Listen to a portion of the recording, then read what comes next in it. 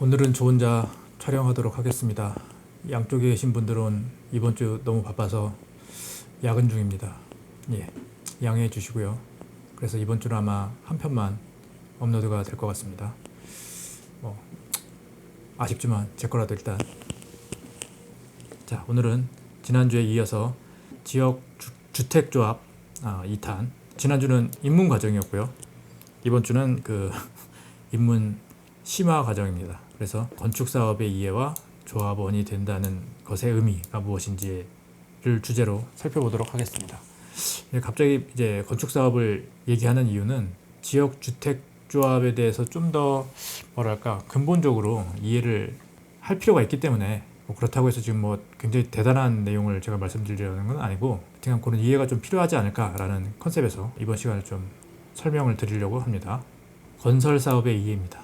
우리가 건축 사업이라는 것은 고 레버리지 사업입니다. 이거 뒤에서 제가 간략하게 설명을 할 텐데요. 우리가 그래서 이 건축 사업이라고 한다면은 시행업, 디벨로퍼를 의미하고, 이 건축 사업은 우리가 흔히 아는 시행사가 하는 것이죠. 우리가 건축 사업을 한다 그러면 이 사업비가 어떻게 구성되는지를 좀 간략히 알아봐야 됩니다. 그래서 사업비의 구성이라는 것은 이제 보면은 토지비가 있겠고요. 토지를 매입하는 비용, 그 다음에 공사비, 건축비, 그 다음에 이제 각종 용역비, 여기에는 분양대행, 그 다음에 모델하우스비, 그 다음에 설계 용역비, 그 다음에 각종 법률 자문비도 들어갈 것이고, 그 다음에 대관 비용, 인허가 비용, 이런 거.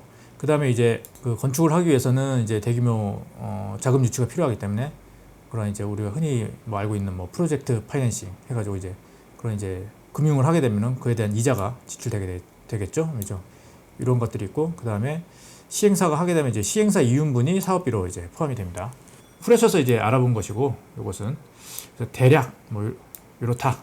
자, 앞서 말씀드린 것처럼 이제 건축업이라는 것이 굉장히 고레버리지, 시행이라는 것이 고레버리지 사업이다라고 말씀드렸는데, 이게 지금 제가 말씀드린 내용이 이제 수치적으로 약간 차이는 있을 수 있어요. 그냥 제가 알고 있는 상식적인 선에서 지금 정리를 한 거라 그걸 이제 염두에 두시고 좀 들어주시면 좋겠는데요.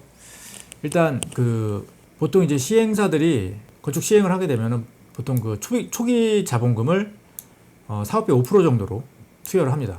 그리고 이제 보통 사업을 통한 이윤은 어떤 사업비가 엄밀히 말하면 이윤을 좀 제하고 해야 되는데, 한 이유 사업비의 한 20% 전후 이 정도로 이제 세팅을 하는 것 같고요. 흔히 말하는 이제 수익률이죠. 그 다음에 이제 그럼 이제 그러한 전제로 이제 예를 좀 봤을 때 사업비가 1,000억짜리 건축 사업을 한다.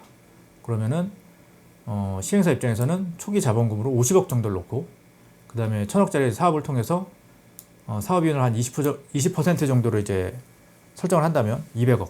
그러니까 결과적으로 50억의 자본 투여를 해서 200억의 이윤으로 얻는 상당히 좀 고레버리지 사업이라는 거죠. 자, 이렇게 이제 건축 사업의 본질이 뭔지 좀 이해한 다음에 우리가 이제 지역 주택 조합의 본질이 뭔지를 좀 보겠습니다. 지난 시간에도 말씀드렸지만 지역 주택 조합이라는 것이 지역에 사는 무주택자들이 모여서 시세보다 싸게 주택을 얻고자 만든 일종의 공동체다, 이렇게 말씀드렸잖아요.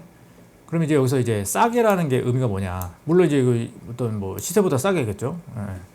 그렇다 하는 것은 이제 건축 사업의 시행사를 이제 어떻게 보면 이제 직접 수행함으로써 시행사의 이윤분을 0으로 만들어서 사업을 해서 단가를 낮추는, 그게 이제 이 싸게의 의미에 이제 포함이 된다는 거죠. 그렇게 본다면 이제 지역 주택 조합을 만약에 건축 사업의 어떤 구도에 이제 대입을 시킨다 한다면은 지역 주택 조합은 일종의 시행사의 역할을 한다라고 볼 수 있습니다. 그렇다 보니까 이제 그런 구도화에서 본다면 이제 시행사는 이제 주택 조합이고, 주택 조합은 조합원들로 이루어졌잖아요. 따라서 이제 주택 조합 자체의 사업 이윤은 이제 0이죠. 자체 이윤을 추구하지 않는 것이기 때문에 주택 조합은. 다만 시세보다 싸다는 시세 차익의 이익이라는 것은 조합원들 내심의 각자의 기대 수익에 의존하겠죠. 그런 이제 내심의 각자의 기대 수익이라는 것은 쉽게 말해서 이제 주택조합으로 장차 완공될 아파트와 유사 아파트 사이에 예상 시가의 차이가 빠졌네. 사이로 존재할 것입니다. 그러니까 이제 우리 앞서 본 이제 건축 사업과 주택 조합의 어떤 이제 구도를 맞춰 본다면 투여 자본이 있고 사업비가 있고 그다음에 이제 시행사의 이윤이 있다.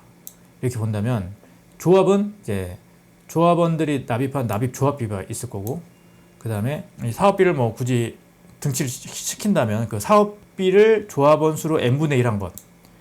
그리고 이제 조합원이 내심적으로 갖고 있는 예상 기대 시세 차익.